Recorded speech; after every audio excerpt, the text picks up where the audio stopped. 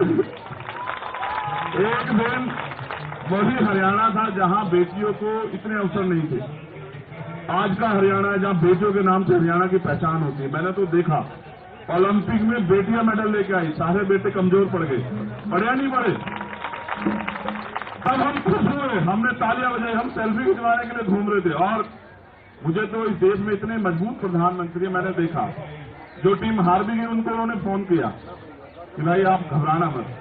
लेकिन आज पता नहीं पिछले कुछ समय में परिस्थिति बदली।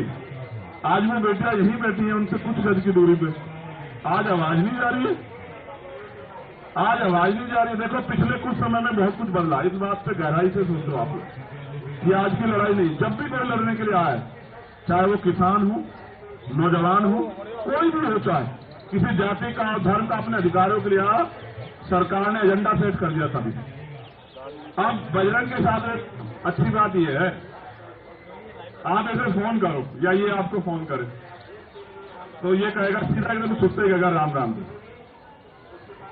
अब इसको कैसे आप एजेंडे में सेट करोगे? आप इसको मुसलमान कहोगे, आप इसको खालिस्तानी कहोगे, आप इसको धर्म विद्रोही कहोगे, आप इसको टेररिस्ट कहोगे, क्या कहोगे? यहां सरकार आके फंस जा रही, वरना सत्य था ये यहां बैठने नहीं देते। ये तुम दमदार लोग हो भाई। अगर यही मुकदमा किसी गरीब आदमी पे हो गया होता ना, उसके परिवार की खाल खींच के घुस भर देती पुलिस। हमने जिंदगी देखी है, यहां 20 साल हो गए मैं काम करते हैं। अगर न्याय सबके लिए समान होता फिर एफआईआर के लिए कोर्ट नहीं जाना पड़ता। देखो ये भी एक सत्य है, जब तक वो फेडरेशन के अध्यक्ष रहेंगे तब तक कुछ भी निष्पक्ष नहीं हो सकता। बिल्कुल ये बिल्कुल सत्य बात है, जब तक वो फेडरेशन के अध्यक्ष है तब तक निष्पक्ष न्याय तो छोड़ो, न्याय का मात्र होना नहीं, न्याय दिखना भी चाहिए। जब आप उस पद पे बैठे हो तो कहां से न्याय हो जाएगा, और जब आप उस पद की ताकत का दुरुपयोग कर रहे हो तो कहां से न्याय हो जाएगा? मैं तो ये समझ रहा था कि ब्रजभूषण जी अपने आप जो वो इस्तीफा दे देंगे कि भाई पहले निष्पक्ष जांच होने दो। कल से मीडिया ने एक चीज चलाई कि भाई कमेटी की रिपोर्ट भी नहीं पड़ी, वो भी कह रहे हैं कमेटी की रिपोर्ट भी नहीं पड़ी। ओ भैया कमेटी कौन सी है जी? कोई निष्पक्ष कमेटी है? कोई जज साहब उस कमेटी को लीड कर रहे हैं, सरकार के लोग हैं, सरकार के नेता हैं, सरकार से जुड़े लोग हैं। मेरा तो ऐसा मानना है जिनका रोजगार इस सरकार से चल रहा है वो बेचारे क्या निष्पक्ष हो जाएंगे बताओ? अगर कमेटी बनानी है ना तो चीफ जस्टिस साहब बैठे तो हैं, उनके नेतृत्व में बनवा दो, पता लग जाएगा तुम्हें सारी चीज का कैसे जांच होती है। देश के लिए सबसे महत्वपूर्ण बात आज ये है कि देश के जो सुप्रीम कोर्ट के हमारे चीफ जस्टिस हैं उनके वो रीढ़ की हड्डी वाले हैं, और यही सरकार के लिए परेशानी है, यही एकमात्र परेशानी है।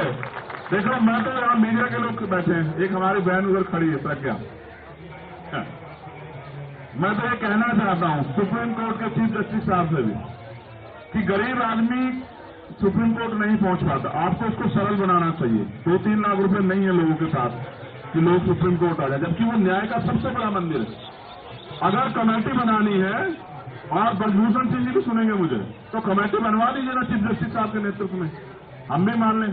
और हम तो क्या कह रहे हैं, हम तो निष्पक्ष जांच की बात कर रहे हैं ना। निष्पक्ष जांच तब होगी जब ब्रजभूषण जी इस्तीफा दे दें। आप मेरी एक बात को गलत साबित कर दो, डिनाई कर दो, अगर यही पोस्टों के एफआईआर किसी और पर हुई होती तो क्या वो आज बाहर घूम रहा होता? क्या बता रहा आप सब लोग बता दो। अच्छा देखो बोल दो सर। अच्छा देखो एक चीज और सुनो, पिछले कुछ समय से ट्रेंड बदला है। आरोपी के पक्ष में पंचायत होती है, आरोपी के पक्ष में डिबेट होती है, और हमारी सम्मानित मीडिया खड़ी है, ये उसको डिफाइन करने लग जाते हैं बार बार। देखो भक्ति से काम नहीं चलेगा, भक्ति तो आशाराम जी की भी बहुत लोग करते थे नहीं करते हैं, बता दो तो उदाहरण बता रहा हूं, एक मिनट समय उदाहरण बता रहा हूं आपको। जब तक उन पे कोर्ट का फैसला नहीं आया, जो लोग उनको आराध्य मानते थे उनको पूछते थे, पूछते नहीं पूछते। जब कोर्ट का फैसला आया तभी तो पता लगा ताकतवर है तो क्या अपराध नहीं कर सकता है? क्या धर्म का छोड़ा उड़े तो अपराध नहीं कर सकता? कर सकता है। हरियाणा के लोग तो राम रहीम जी के गवाह, बताओ। आप इस बात को नोट करो, देखो पैरोल मिलती है, सब कुछ मिलती है, आम आदमी को दिला दो पैरोल। ये क्यों है? ये इसलिए है कि सत्ता पक्ष अपने हिसाब से एजेंडा सेट कर रहा है। देखो मैंने 2 उदाहरण इसलिए दिए कि जब आसाराम जी पे अगर कोर्ट ने तय कर दिया और फिर कोर्ट ने सजा की, तो जब आसाराम जी राम रहीम जी के निर्णय में हमें पता लग सकता है कि कोर्ट सही है, तो ब्रजभूषण जी का फैसला भी कोर्ट में छोड़ दीजिए। आप क्यों डिफाइन करने लगे हैं? उनको गिरफ्तार तो होने दीजिए, सब ताकत कम तो होने दीजिए। जब वो सत्ता में बैठे हैं, ताकत में बैठे, कैसे न्याय हो जाएगा? ऐसे न्याय संभव नहीं। देखो, हमें गौरव करना चाहिए कि किस माहौल में हमारी बहनें और हमारे अंतर्राष्ट्रीय खिलाड़ी जिन्होंने देश का प्रतिनिधित्व किया, आज वो यहां हैं। परसों रात पता लगा था बिजली काट दी, पानी काट दिया। गद्दे, चलो चिंता मत करो। देखो, मेरे साथ थोड़ा सा ना, मैं नया काम अपना कर रहा हूं। बजरंग साक्षी बैठी है हमारी छोटी बहन, अगर ये काम ना होता तो मेरा गद्दा ही गिरवा देता मैं। ठीक है, मैं एक ऐसा आदमी ना, मैं अपनी बहनों के आंसू नहीं देख सकता। लखनऊ में रोई थी हमारी बहनें, मैं 4 दिन तक वहीं उनके साथ ही बैठा रहा, और सरकार को हमने झुका दिया। सरकार को फैसला लेना पड़ा कि नहीं, ये गलत है। तुम्हारे आंसू देखते हैं ना तो कलेजा छलनी हो जाता है। मेरी बहनों, आंसू मत बहाना। तुम्हारे एक एक आंसू पे लहू का आखिरी कतरा बहा देंगे हम लोग। क्या बात करती है? आंसू मत बहाओ। देखो, न्याय तब होगा जब वो फेडरेशन के अध्यक्ष पद को, अगर नैतिकता होती छोड़ देते, नैतिकता नहीं, वो कोशिश करें कि बच जाएं। अगर अपराध करके बचना चाहोगे तो फिर कैसे चलेगा, कैसे संभव हो पाए? इसलिए देखो, प्रधानमंत्री जी से हमारी कोई लड़ाई नहीं, क्योंकि ये सवाल ये है कि जब आप सबके आंसू पूछ रहे थे, जो हारा जो जीता, जिन्होंने देश को गौरव किया, तो आपकी तरफ से एक आदमी तो आता उनके आंसू पूछने के लिए। और अगर देखो, मैं ये भी कह रहा हूं स्पष्ट, यहां हमारे सभी भाई मौजूद, जाति, धर्म, पार्टी, सब चीजों से ऊपर उठ के, अगर किसी सरकार के अलावा किसी दूसरी पार्टी के लोगों से अपराधी जुड़ा होता तो सरकार के लोग हिला के रख देते सब कुछ। लेकिन बुरा यह है कि सरकार से जुड़े हुए लोगों पर आरोप है। तो आप ये देखो, उनके यहां भी महिला नेता, एक महिला नेता अगर ये कह दे, कहते ना जमीन जिंदा हो तो आदमी इंसाफ की बात कर लो, यही कह दे कि भाई निष्पक्ष जांच हो जाए। बताओ, दिख नहीं रहा? इतनी बड़ी बड़ी नेता उनकी पार्टियों में नहीं दिख रहा है।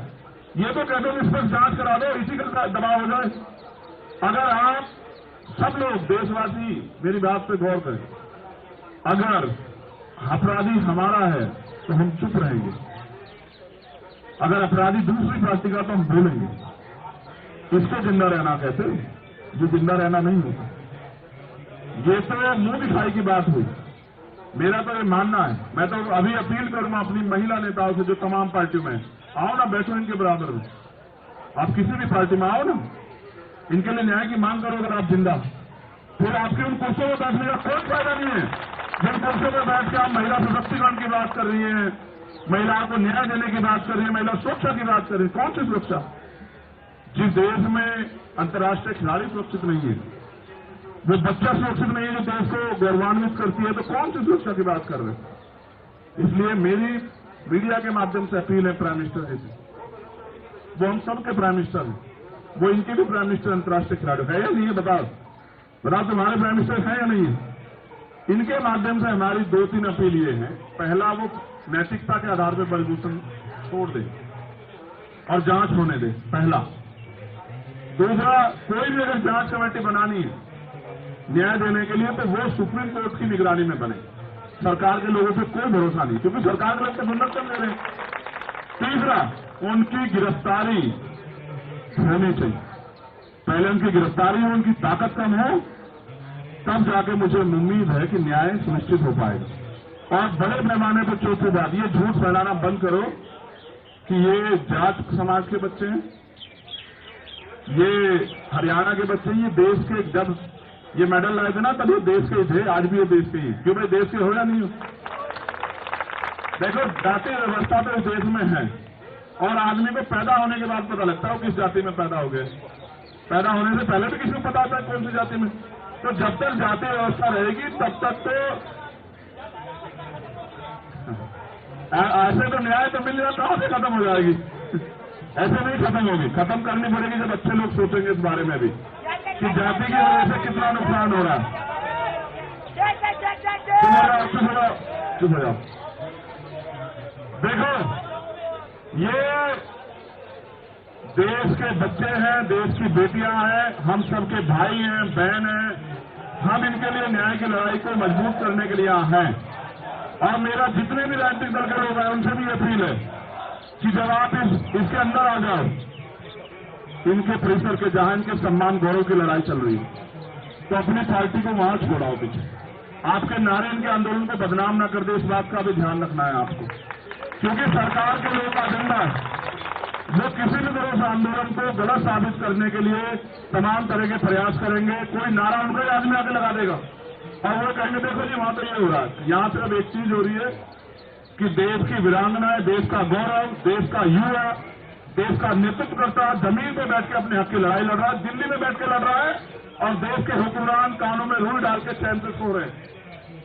और ये किसी भी मुल्क के लिए अच्छा नहीं। अगर आज हम लोग नहीं खड़े हुए, कल आने वाली पीढ़ी आपसे सवाल पूछेंगी कि जब वहां गणेश, साक्षी, बजरंग और तमाम हमारे भाई बहन वहां बैठे थे, तब आप लोग घर में चैन से कैसे सो रहे थे बताओ। ये वो देश है जहां बेटियों को पूजा जाता है, जहां उनकी पूजा होती है। उसी देश में इनके आंसुओं का जवाब है क्या सरकार के पास? ताकतवर लोगों के पास जवाब है क्या? इनके आंसुओं का कौन देगा जवाब? मैं बस ये चाहता हूं, हमारी एक ही मांग है कि इनकी मांगों को सरकार सुने। ये लड़ाई सिर्फ एक ही लड़ाई न्याय। और अगर ये इतना विवाद चलता रहेगा आपस में, तो बताओ कैसे आएगा मेडल? आ जाएगा? जब ये मानसिक रूप से डिस्टर्ब रहेंगे तो कैसे आ जाएगा मेडल? और मेडल नहीं आएगा तो फिर क्या करोगे? फिर दूसरे देश वाले को पकड़ के अपने देश का बना लोगे क्या? कहोगे ये भारत का रहने वाला था पहले है? नहीं, ये गलत। इसलिए इनकी जायज मांगे हैं, इनकी जायज मांगों पे सरकार को अपना रुख स्पष्ट करना चाहिए। और सबसे पहले पुलिस से भी मेरा ये अनुरोध है, भाई गार्डन में घूम रहा है क्या? कि भाई आपको आरोपी को गिरफ्तार करना चाहिए, उसको जेल में डालना चाहिए और फिर कोर्ट के जरिए, जांच के जरिए जो आए उस पर काम होना चाहिए। और तमाम नेताओं से मेरा ये अनुरोध है जो सरकार में है या सरकार से बाहर है, कि वो अगर कुछ नहीं कर सकते सरकार के लोग, तो कम से कम इनके लिए जांच की मांग ही कर दो। या इतना भी नहीं कर पाओगे तो जिंदा रहना सिर्फ एक संत कह के गए कि सिर्फ सांसों का रुकना मौत नहीं होती, जिनका जमीर मर जाता वो भी मर जाता। मैंने उदाहरण के तौर पर आपको बताया कि हम मान रहे हैं कि वो सही हो सकते हैं, लेकिन कोर्ट ने तय किया कि हरियाणा के एक संत, जो संत नहीं थे, संत दुनिया के लिए जीता है, मानवता के लिए जीता है, लोगों के लिए जीता है, लोगों को उपकार करता है। जो शोषण करता है वो संत नहीं होता, वो ताकतवर नहीं होता। इसलिए मैं अपनी बहनों से उनका हार ना माने। खड़े हो जाओ जरा, एक बार खड़े हो जाओ, आ जाओ, खड़े हो जाओ, ऐसे तुम भी खड़े हो जाओ। इनका धन्यवाद करो सब लोग कि ये लोग अपने हक के लिए लड़ रहे हैं, और लोगों से ताली बजा के धन्यवाद करो। उसका कारण अगर आज हम लोगों ने इनका हौसला नहीं बढ़ा, मैं खाप के लोगों का धन्यवाद देता हूं जिन्होंने तय किया कि नहीं, न्याय मिलना चाहिए। अगर आज हमने इनका हौसला नहीं बढ़ाया तो कल कोई अपने हक के लिए सड़क पर नहीं आ पाएगा। और अगर इस देश में मांगने से कुछ मिल जाता तो हर व्यक्ति ताकतवर हो जाता। यहां तो लड़ना पड़ता है, छीनना पड़ता है।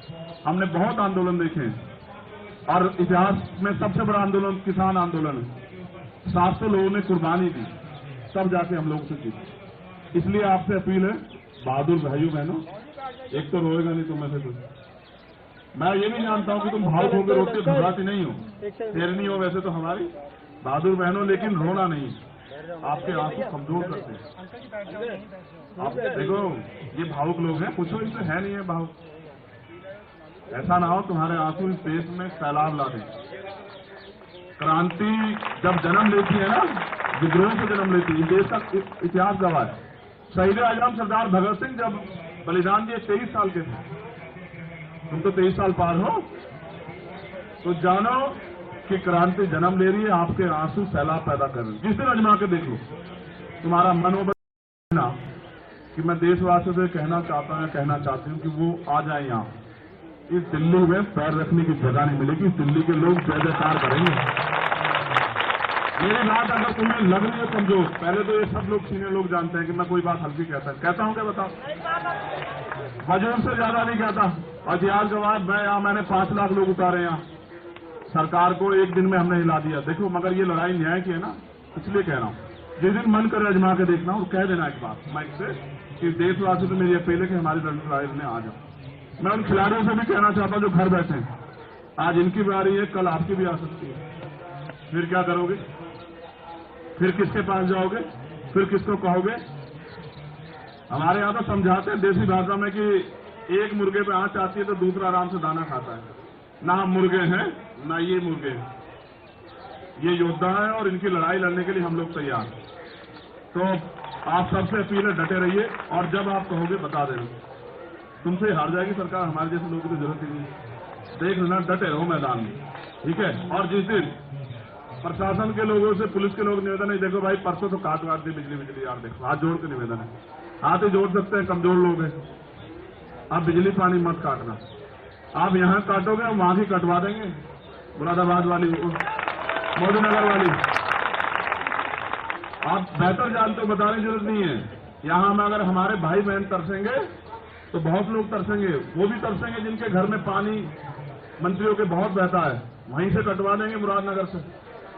हम जानते हैं पानी का इलाज पानी कहां से होता है, तो इसलिए कह रहे हैं कि भाई हम हरियाणा के मानो, बस ये बात जान लो कि अन्याय नहीं होने देंगे अपने बहन भाइयों के साथ। आप लड़ो, पूरा देश आपके साथ है, मुट्ठी भर उन पे मत वो करो। आपके खिलाफ वास्तव मीडिया में बहुत कुछ चल रहा है। मेरा मानना है जिनके खिलाफ चले वो समझ लो कि वो सही, क्योंकि चलाने वालों को डीपी देख लो आप, इसने तो हटा दी, इसको तो पूछा किसने, तो हटा दी। नहीं, वो प्राइम मिनिस्टर हम लोग सम्मान करते हैं, लेकिन उनको भी हमारी भावनाओं का सम्मान करना चाहिए, उनको भी देश की बेटियों का सम्मान करना चाहिए, देश के खिलाड़ियों का सम्मान करना चाहिए, उनको भी इनके आंसुओं की कदर होनी चाहिए। अगर पगड़ी बंध गई है तो उसकी लाज तो रख लो यार। तो बहुत बहुत धन्यवाद, मैं तो आपका धन्यवाद करता हूं। अन्याय के खिलाफ अगर आप लड़ रहे हो, एक मिनट नहीं एक मिनट तो फार्मर रुक जाओ, किसानों रुक जाओ। मैं तो इससे सुनना चाहता हूं, ये बहुत बहादुर है, ये आवाज लगा के बताए कि ये लड़ाई को कहां तक लेके जाएगी। हम तो तब तक नहीं रुकेंगे, तेरे साथ खड़े हैं साई की तरह। तेरी माँ, उस माँ की कोख से जन्म नहीं लिया जिससे तुमने जन्म लिया, तुम तीनों ने, चारों भाइयों बहनों, सब लोगों ने। लेकिन ये मानना कि अगर खून का आखिरी कतरा भी देना पड़ा तो याद रखना कि नहीं मिलेंगे खड़े, किसी समय याद करके देखो, सब चीजें बाद में। तुम बताओ, तुम कैसा महसूस करती हो? ये जो लोग तुम्हारे समर्थन में आए हैं किसी पार्टी संगठन के नहीं, बस तुम्हारे भाई हैं, तुम इस लड़ाई को जीतना चाहते हो, तुम लोग बताओ। हम तो यही करेंगे। आपने बताया सर, पहले तो सबसे पहले आपका बहुत बहुत धन्यवाद, और इन सबका तो बहुत बहुत धन्यवाद है। 8वां दिन आज सब लोग डटे हुए हैं, डेली समर्थन में आ रहे हैं, तो बस ऐसे ही साथ बने रहो, और जब तक हमें न्याय नहीं मिल जाता हम यही डटे हुए हैं, हम यही डटे रहेंगे।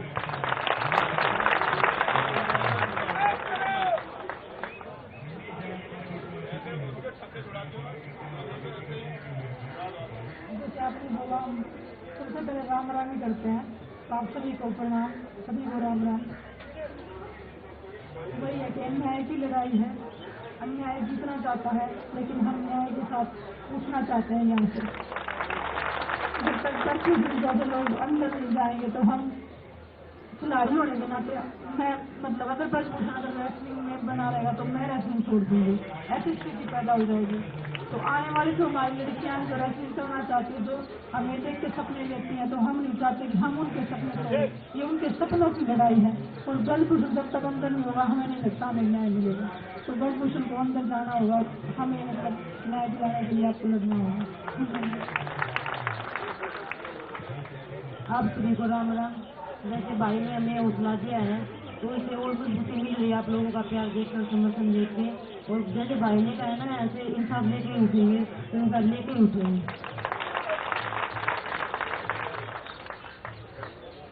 सभी को नमस्कार, राम राम। जैसे भाई ने बताया, हमारी तो संस्कार ये दिए हैं माँ बाप ने भी, कोशिश ने भी कि भाई सब बड़ों का आदर सम्मान करिए, और ये भारतीय बेटियों की सम्मान की लड़ाई है। जब तक न्याय नहीं मिलेगा कोई भी कुर्बानी देनी पड़े, जैसे भाई ने बताया कि किसी भी कुर्बानी के लिए हम तैयार हैं, जब तक न्याय नहीं मिलेगा ये लड़ाई जारी रहेगी। जैसे भाई ने बताया, सभी समर्थन कर रहे हैं, हमने किसी को ये नहीं नहीं बोला कि भाई आप मत आओ, सभी आओ, सभी ने भारतीय बेटियां आई हैं और जब तक न्याय नहीं मिलेगा हम साथ में खड़े हैं, डटे हैं और हर कुर्बानी देने के लिए तैयार है। और मैं भाई का भी यहाँ पे आए हैं हौसला देने के लिए, धन्यवाद तो नहीं बोलूंगा भाई, क्योंकि आप भाई ने भी बता दिया कि फैमिली का कोई धन्यवाद नहीं होता, अपना कोई धन्यवाद नहीं होता। अरे यार जी बिल्कुल, मैंने पहले भी बोला आजाद भाई की सभी लोग आओ। बोला कि 140 करोड़ हिंदुस्तानियों का यहाँ वेलकम है, सभी लोग आके यहाँ पर भारत की बेटियों को न्याय दिलाने में मदद करें। ये सारी एक आर्मी है जी, ये सारी आर्मी है, पूरा देश एक आर्मी है और आप लोगों का सपोर्ट देके और मजबूती के साथ आगे बढ़ रहे हैं और इतना हौसला आप लोग हमें दे रहे हैं। ये लड़ाई आगे लड़ते रहिए, हम आप लोगों के साथ हैं जी, पूरे देश से आ रहे हैं। तो मैं आप सभी का दिल से धन्यवाद करता हूँ कि आप लोग यहाँ पे आए हो और हमें हौसला दे रहे हो, तो आप सभी का धन्यवाद। और आदर्श भाई आपका भी बहुत बहुत धन्यवाद यहाँ पे आने के लिए। ये धन्यवाद करते ही सारा भाईचारा लड़ाई कमजोर पड़ जाती है। देखो, हमने तय किया यहीं वो करके, बैठ जाओ आराम से, वापस बैठ जाओ, कि इस लड़ाई को हम जमीन पे लेके जाएंगे। अब ग्राम स्तर पे, ब्लॉक स्तर पे, विधानसभा जिला स्तर पे हम लोग इस पे चर्चा और वहां ज्ञापन दिलाएंगे। अब ये जरूरी है क्योंकि सरकार को समझ आना चाहिए, सेंटीमेंट तो वहां भी, वो भी लोग चाहते हैं, वो यहां नहीं आ पा रहे लेकिन वो भी लोग चाहते हैं। मैं अपनी बहनों से और भाई से ये वादा करता हूं कि अगले 3 दिन के अंदर हम इस आंदोलन को गांव में ले जाएंगे। आप देखें, हम पे बहुत बड़ा संगठन है, 25